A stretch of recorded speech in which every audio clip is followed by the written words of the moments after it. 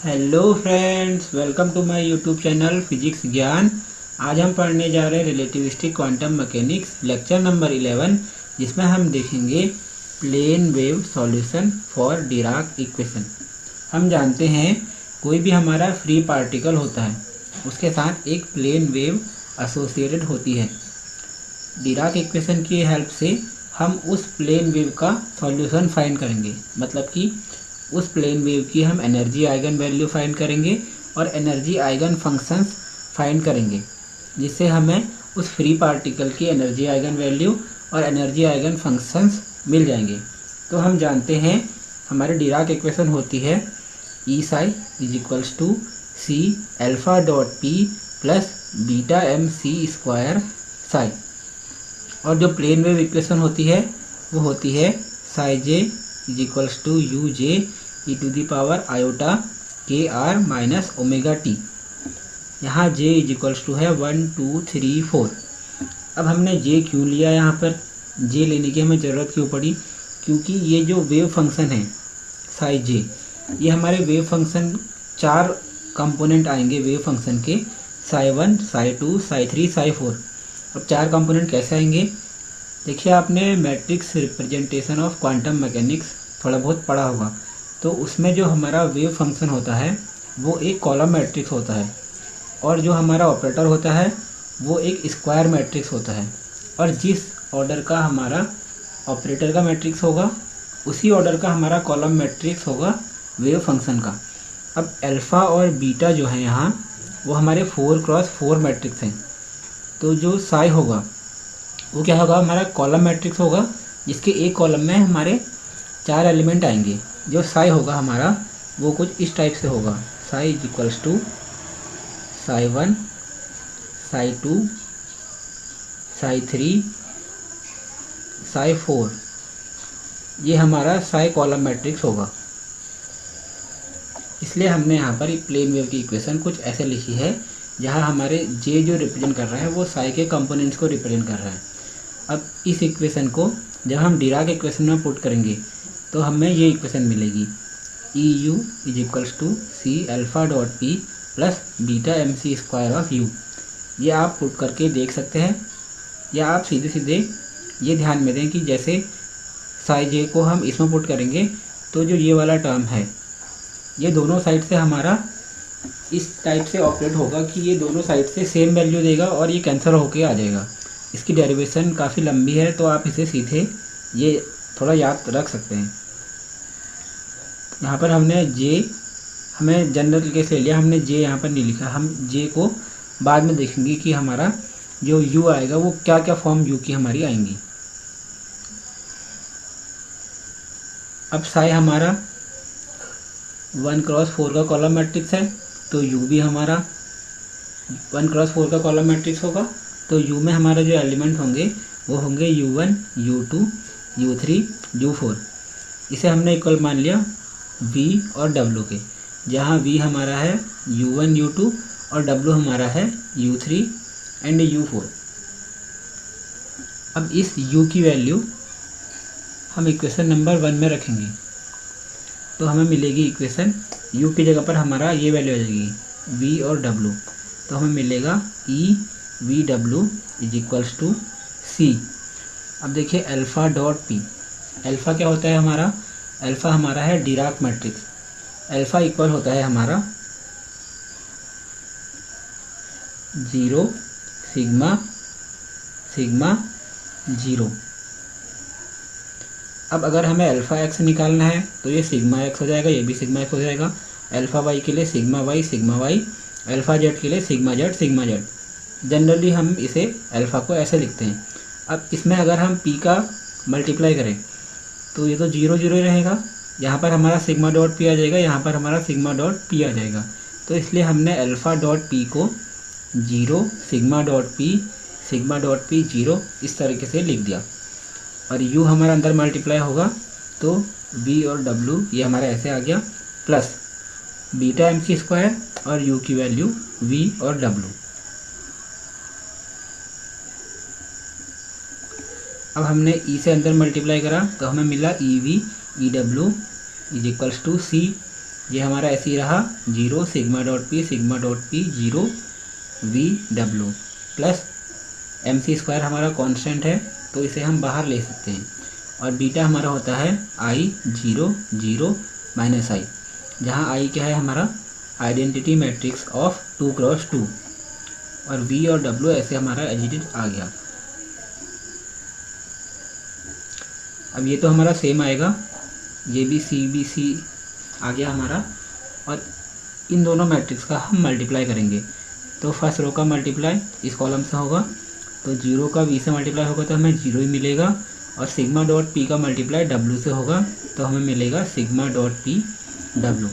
ऐसे ही यहाँ sigma dot p का मल्टीप्लाई v से होगा तो सिग्मा डॉट p v आ जाएगा, और 0 का मल्टीप्लाई w से होगा तो 0 आ जाएगा, हमने 0 नहीं लिखा है, प्लस mc²।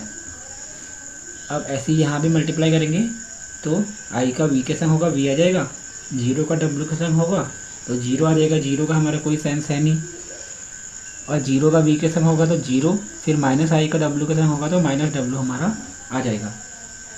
अब थोड़ा इस इक्वेशन को और सॉल्व करते हैं, तो लेफ्ट हैंड साइड में तो हमें यही मिलेगा EV EW is equals to c का अंदर मल्टीप्लाई कर दिया तो हमें मिला c sigma dot p w c sigma dot p v, plus mc² का अंदर मल्टीप्लाई करेंगे तो हमें मिलेगा mc² v minus mc² w, और हमने इन दोनों मैट्रिक्स को ऐड भी कर दिया, साथ ही साथ हमने इन दोनों मैट्रिक्स को ऐड भी कर दिया तो हमें ये मिलेगा प्लस mc² v आ जाएगा यहाँ पे, और यहाँ पे माइनस mc² w आ जाएगा। अब हम ये दोनों मैट्रिक्स हमारे इक्वल हैं तो हम बोथ साइड्स क्या कर देते हैं, कंपेयर कर देते हैं इन दोनों मैट्रिक्स को। जब उन दोनों मैट्रिक्स को हमने कंपेयर करा तो हमें मिला EV is equals to c sigma dot p w plus mc² v EW is equals to c sigma dot p v minus mc² w। अब हम ये mc² v वाला टर्म लेफ्ट हैंड साइड में ले गए तो हमारा e माइनस mc² और v आ गया, v हमारा कॉमन आ जाएगा और e माइनस mc² आ जाएगा, और ये टर्म हमारा एडिट आ गया c sigma dot p w, जिसे हमने लेट कर लिया इक्वेशन नंबर 2।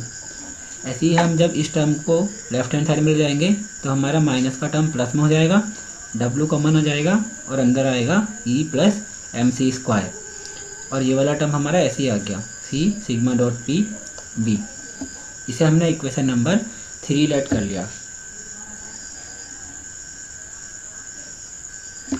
अब इक्वेशन नंबर 2 को हम e प्लस mc² से बोथ साइड्स मल्टीप्लाई करेंगे, तो e प्लस mc² से हमने लेफ्ट हैंड साइड में मल्टीप्लाई करा, और देखिए e प्लस mc² हमारा क्या है, एक स्केलर टाइप क्वांटिटी है तो उसे हम अंदर ले आ सकते हैं, मतलब जैसे ये हमारा सिग्मा डॉट p इधर है और w इधर है तो हम उसे w से मल्टीप्लाई करके ऐसे लिख सकते हैं, क्योंकि ये हमारा कोई ऑपरेटर या मैट्रिक्स वगैरह नहीं है, ये हमारा एक स्केलर है, कोई भी एक वैल्यू आएगी तो हमारी ये इक्वेशन आ जाएगी।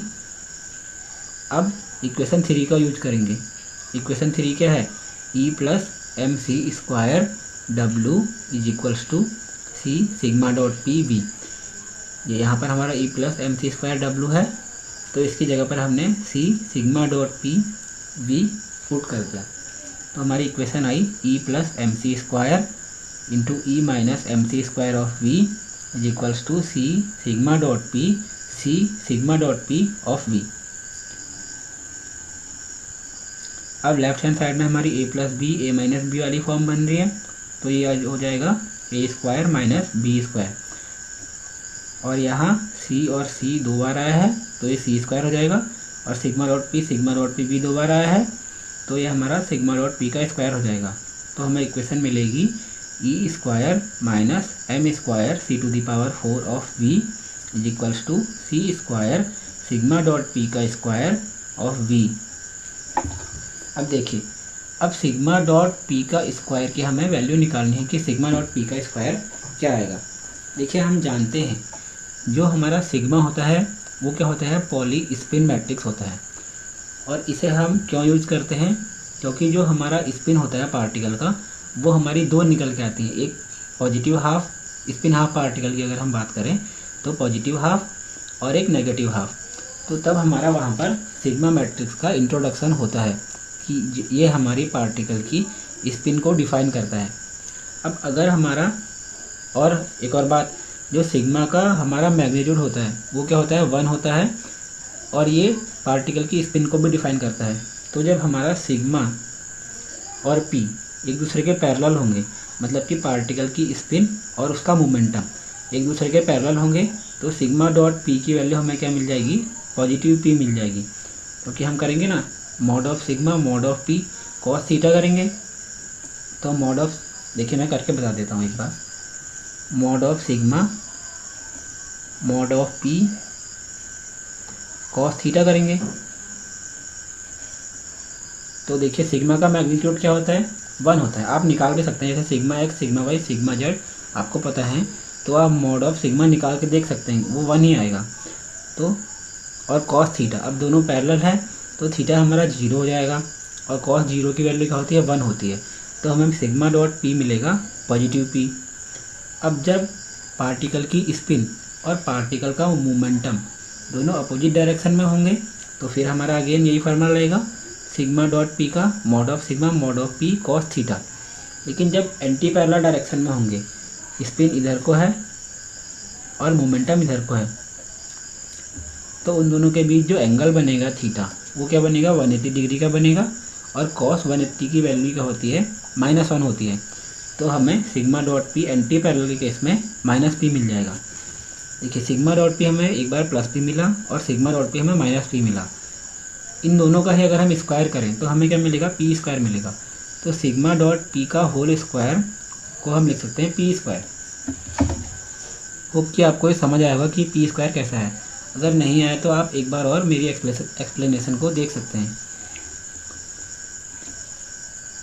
तो हमारी जो ये इक्वेशन है वो इसमें रेड्यूस हो जाएगी। यहाँ हमें मिलेगा e² -m² c⁴ of v is equals to c² p² of v। अब हम राइट हैंड साइड वाले टर्म को लेफ्ट हैंड साइड में ले गए, तो हमारी इक्वेशन आई e² -p² c² -m² c⁴ of v is equals to 0। अब v हमारा क्या है, कोई भी आर्बिटरी मैट्रिक्स है। v हमारा आर्बिटरी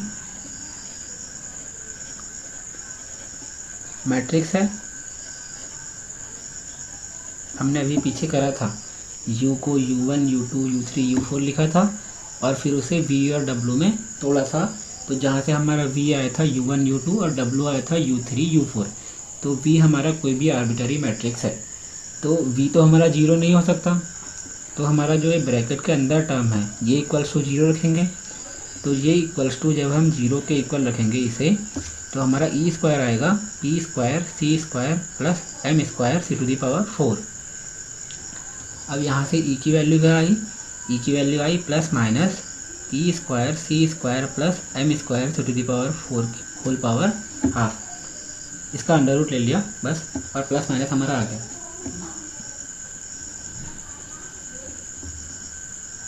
तो जब हमने डिराक इक्वेशन की हेल्प से प्लेन वेव सॉल्यूशन निकाला और फ्री पार्टिकल, तो हमने ये पाया कि जो हमारी एनर्जी आइगन वैल्यू आ रही है वो पॉजिटिव आ रही है और वो नेगेटिव आ रही है, जो कि हमारी क्लेन गॉर्डन इक्वेशन के केस में भी आ रही थी। लेकिन क्लेन गॉर्डन के केस में हम नेगेटिव एनर्जी आइगन वैल्यू को डिफाइन नहीं कर पाए थे। डिराक ने इसकी एक्सप्लेनेशन दी, जिसे हम आने वाले लेक्चर्स में देखेंगे कि नेगेटिव एनर्जी आइगन वैल्यू जो आ रही है उसके लिए डिराक ने क्या एक्सप्लेनेशन दी। आज के लेक्चर में इतना ही। आज हमने एनर्जी आइगन वैल्यू निकाली फॉर फ्री पार्टिकल। इसके नेक्स्ट वाले लेक्चर में हम एनर्जी आइगन फंक्शंस निकालेंगे फॉर फ्री पार्टिकल। होप करता हूँ आपको ये वीडियो समझ आई होगी। मिलते हैं किसी और लेक्चर में, तब तक के लिए थैंक यू सो मच।